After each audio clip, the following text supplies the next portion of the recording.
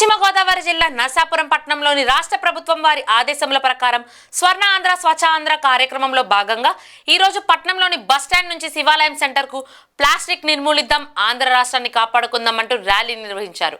ఈ సందర్భంగా కమిషనర్ మాట్లాడుతూ ప్రతి నెల 3వ శనివారం ఈ కార్యక్రమం నిర్వహిస్తున్నామని ఆయన తెలిపారు। సింగిల్ యూజ్ ప్లాస్టిక్ ని నిషేధించుట, ప్రత్యామ్నాయ వస్తువులు వినియోగించుటపై అవగాహన ర్యాలీ చేయడం జరిగిందన్నారు। ప్రజలందరూ కూడా ప్లాస్టిక్ ను వాడకుండా ఉండాలని ఆయన కోరారు। హోల్సేల్ షాపుల యాజమాన్యం కూడా ప్లాస్టిక్ వస్తువులను అమ్మడం తగ్గించాలని ఆయన తెలిపారు। ఈ కార్యక్రమంలో శానిటేషన్ ఇన్స్పెక్టర్ ఆర్ఐ నానాజీ, సచివాలయం శానిటేషన్ సెక్రటరీ పాల్గొన్నారు।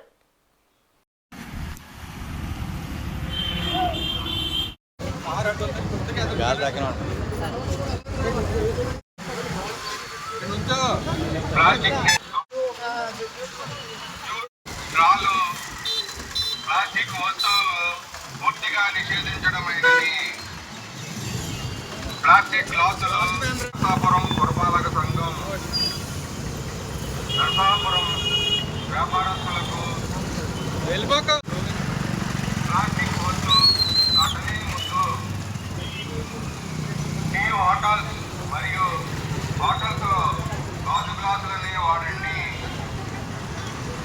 ప్లాస్టిక్ నీళ్ళ బాటిల్స్ బదులు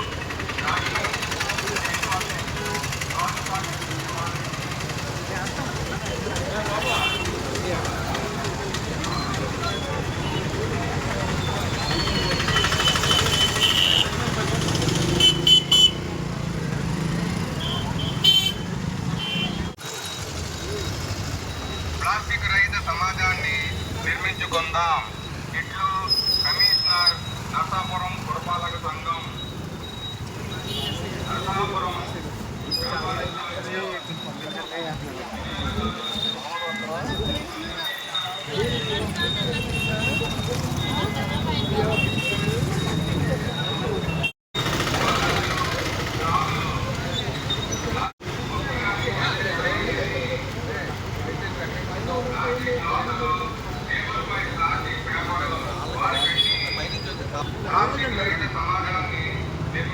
ఓకే రైట్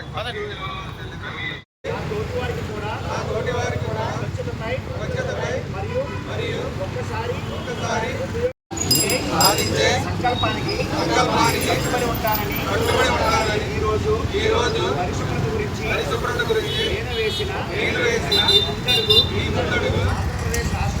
ఆంధ్రప్రదేశ్ రాష్ట్రాన్ని శుభ్రపరచడంలో నేను నా పరిసరాల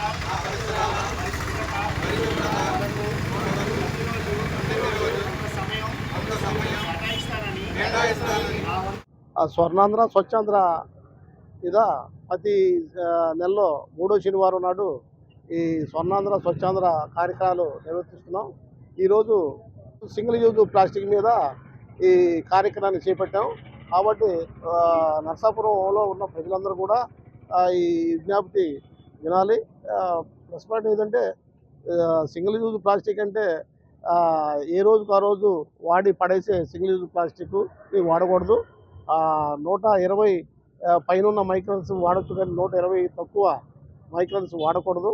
కాబట్టి గవర్నమెంట్ ఇవన్నీ నిషేధించింది కనుక ప్రజలందరూ ఒక్కసారి గమనించాలి। కాబట్టి షాపుల వాళ్ళు కూడా క్యారీ బ్యాగ్స్ కానీ సింగిల్ యూజ్ ప్లాస్టిక్ కానీ ఎక్కడ అమ్మడం లేదు, కంప్లీట్గా గవర్నమెంట్ నిషేధించింది కాబట్టి ఇది ఒకటి గమనించి అందరూ కూడా ప్లాస్టిక్ని నివారించే ఏర్పాటు చేయాలి।